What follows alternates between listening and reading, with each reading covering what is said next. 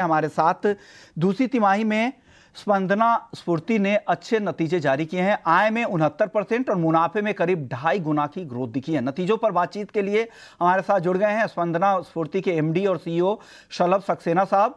शलभ sir, शुक्रिया, आपने वक्त दिया ईटी नाउ स्वदेश के लिए। मेरा पहला सवाल होगा, आपके क्रेडिट कॉस्ट में शार्प एक बढ़ोतरी देखने को मिली। अगर पिछले तिमाही से अगर तुलना करें Q1 के मुकाबले, तो काफी तेज बढ़ोतरी हुई है। क्या वजह रही है? क्या ये वन ऑफ था, आगे चल के नॉर्मलाइज हो जाएगा या आगे भी ये बढ़ सकती है? नमस्कार, thank you for inviting me. जो आपने स्पेसिफिक क्रेडिट कॉस्ट की बात करी है वो उसमें तीन कंपोनेंट्स हैं। एक, हमने जब एआरसी को सेल किया था उसका प्रोविजनिंग है। दूसरा, जो हमने एक डिस्ट्रीब्यूशन इनिशिएटिव्स लिए थे उसमें हमने कुछ फंडामेंटल चेंज किए थे जिसकी वजह से फ्लोज हमने देखे हैं जो बढ़े हैं। वो फ्लोज कुल मिला के और 2 से 3 महीने के अंदर मेरे हिसाब से ठीक हो जाने चाहिए। तो वो जो हमारा जो पुराना लेवल था ऑन प्रोविजनिंग वो वापस आएगा। ये है दूसरा।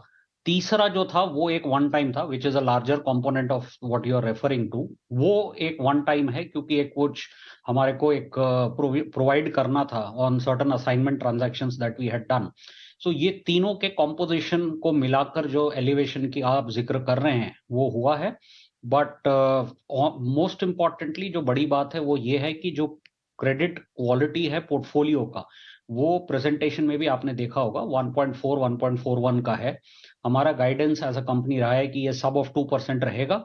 वो सब ऑफ 2% हम काफी कंफर्टेबल हैं, होता रहेगा।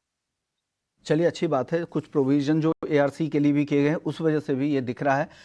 चलिए, अब अगला सवाल मेरा होगा शलभ सर कि एयूएम आपकी ग्रोथ हुई है दूसरी तिमाही में 69% के हिसाब से। गाइडेंस आपने 12,000 करोड़ का दिया है FY24 के लिए।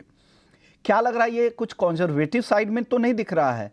क्योंकि जिस तरह की ग्रोथ की उम्मीद आप जैसी कंपनी से हम कर रहे थे, क्या कुछ कंजर्वेटिव तो नहीं है ये फिगर?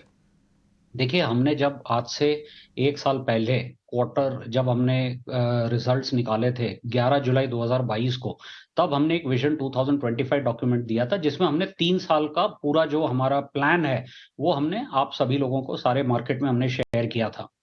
उस प्लान के हिसाब से हमने कहा था कि एग्जिट FY25 यानी आज से 6 क्वार्टर दूर हम माइक्रो फाइनेंस की बुक 15,000 पे लेके जाएंगे, 15,000 करोड़ पे, और 2,000 करोड़ हम नॉन माइक्रो फाइनेंस बिजनेस करेंगे। तो ये टोटल 17,000 करोड़ का हमारा प्लान था, जिस जिस प्लान के तहत ये साल एंड हम करेंगे रफली 12,000 करोड़ पे। अगर 12,000 करोड़ देखें तो रफली हमारा 38-39% YOY ग्रोथ होगा, जो which we are very comfortable in achieving. जो आपका क्वेश्चन है, कंजर्वेटिव तो नहीं है हमारा।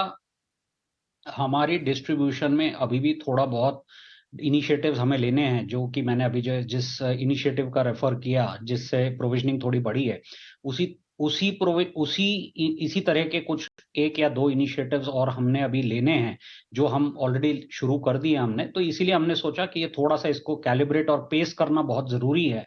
वो पेस करने के तहत हम कह रहे हैं कि साल अभी हम रफली अबाउट ऑलमोस्ट 10,000 के पास हैं। हम 2,000 करोड़ और 2 क्वार्टर में डालेंगे, इंक्रीज करेंगे। We end the year at 12,000, शायद थोड़ा सा ज्यादा होगा उसमें, but we are calibrating the innings in micro finance. Micro finance में एक चीज बहुत इंपॉर्टेंट है, वो है कि थोड़ा सा आपको पेस ठीक रखना होता है। उसमें स्पाइक्स इन ग्रोथ ऊपर नीचे ज्यादा होना नहीं चाहिए, तो वो बेहतर रहता है कंपनी के लिए। चलो सर, अब अगला मेरा सवाल होगा अनसिक्योर्ड लेंडिंग को होकर, क्योंकि इसको लेकर चिंता है, क्योंकि जिस तरह के लेवरेज हैं सिस्टम में उस वजह से ये चिंता है। और इस दौरान आपने काफ़ी से नए कस्टमर्स भी ऐड किए हैं। किस तरह से वो प्लेस्ड हैं ये कस्टमर्स, और कितने परसेंटेज ये कुल इन कस्टमर्स में जो यूनिक है आपके लिए? तो इसमें दो सवाल हैं आपके। सबसे पहले तो जो अनसिक्योर्ड लेंडिंग है, जो हम भी काफी अखबार में पढ़ते रहते हैं, वो अनसिक्योर्ड एक बहुत बड़ा पाई है जिसमें फिनटेक की लेंडिंग भी है वगैरह वगैरह। जहां तक माइक्रो फाइनेंस का सवाल है, ये almost 4 lakh crore at industry level. The AUM is 4 lakh crore, और ये रफली 20% ग्रो करेगा। कंट्री भी ग्रो कर रही है। उस चलते अगर आप देखेंगे तो ये जो most of the micro finance companies rural India में हैं और ये लास्ट माइल डिलीवरी देती हैं, इसीलिए ये बहुत इंपॉर्टेंट है कि भारत के प्रोग्रेस के लिए माइक्रो फाइनेंस का भी प्रोग्रेस करना बहुत जरूरी है, और उसी लाइन में there are economic tailwinds which are kind of taking us forward. On the larger question कि इसका क्रेडिट क्वालिटी पे क्या असर है और कहीं ओवर लेवरेजिंग तो नहीं है, और आपने एक मेंशन किया कि हमने नए कस्टमर्स जो लिए हैं, यूनिक कस्टमर्स जो स्पंदना के हैं वो अभी रफली 34 से 35% है। मानी कि हमारी पोर्टफोलियो में जो 27 लाख कस्टमर है उसमें 35% कस्टमर की सिर्फ हमसे रिलेशनशिप है, यानी they have only one liability to service. Another similar percentage 34 से 35% 1+1 है, मतलब हमारे अलावा कोई एक और है। तो ये दो लोगों का वन और I mean singular relationship, exclusive relationship and 1+1 रफली 70% ऑफ द पोर्टफोलियो है। जहां तक हमारे क्रेडिट सोर्सिंग का सवाल है, we are very very careful. हम लोग कंजर्वेटिव लेंडर्स हैं। हमारा थॉट प्रोसेस छोटा टिकट साइज, छोटे लोन देने का है, और हम उसी राह पे चलते रहेंगे। शुक्रिया शलभ सर, आपने वक्त निकाला, बताया कि क्या आप लोगों के प्लान्स है, आगे कैसे स्थिति आप करने वाले हैं और किस तरह से आप जो एसेट क्वालिटी पर आप लोगों की नज़र आगे भी बनी रहेगी। आपके आने वाली तिमाहियों के लिए, आने वाले नए वित्त वर्ष के लिए बहुत बहुत शुभकामनाएं। आप इसी तरह से बेहतर ग्रो करते रहें। चलिए आगे बढ़े, उससे पहले मानस जी से एक कॉल स्पंदना स्फूर्ति पर भी ले लेते हैं। आज हालांकि दबाव दिख रहा है, करीब 1% की कमजोरी के साथ ट्रेड हो रहा है। मानस, क्या करना चाहिए स्पंदन स्फूर्ति में? किस तरह से टेक्निकली कैसा दिख रहा है ये काउंटर आज? देखिए, टेक्निकली तो बहुत ही स्ट्रॉन्ग चार्ट्स दिखते हैं, क्योंकि एक बहुत ही इंपॉर्टेंट रेजिस्टेंस 840 रुपए के आसपास, और ये काफी समय से इस स्टॉक में यहाँ पर रेजिस्टेंस स्टॉक फेस कर रहा था।